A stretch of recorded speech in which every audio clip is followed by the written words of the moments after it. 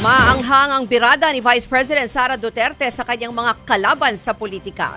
Matapos mapanalunan na ang impeachment case ang pagkwestiyon sa impeachment case sa inihain niya sa Korte Suprema, pero pinuna ng ilang legal luminaries ang inilabas na SC decision.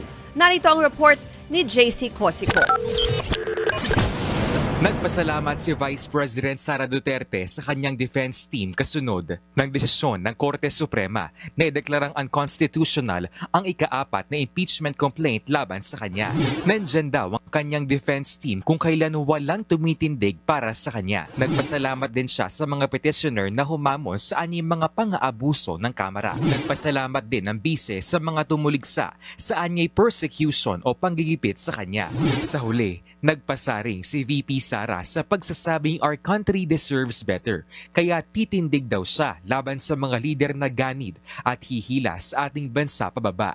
Maghahain pa ng motion for reconsideration ng Kamara para iapela ang desisyon ng Korte Suprema. Pero kung si dating Senior Associate Justice Antonio Carapio ang tatanungin, tutol siya sa SC decision.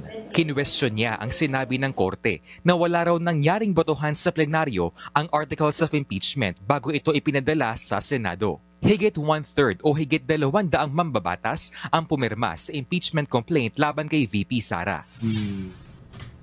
Supreme Court in their decision that there was no plenary approval of the fourth complaint is totally wrong, because that is not what the records of the House show. There was an actual action, actual vote by the plenary to send the fourth complaint to the Senate. It's only executory but not yet final. There's still a chance it could be reversed or changed. Dagdag pa ni Carpio, hindi rin pwedeng i-apply sa ika-4 na impeachment complaint ang one-year bar rule. Sinigundahan naman niya ni Attorney Christian Monsod, isa sa mga may akda ng 1987 Constitution.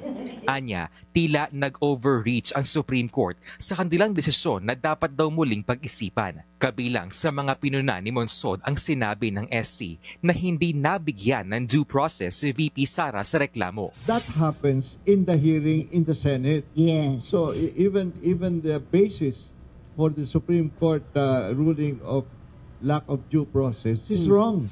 Una nang sinabi ng Senado na sa August 6 nila pag-uusapan kung itutuloy o hindi ang impeachment trial ni VP Sara.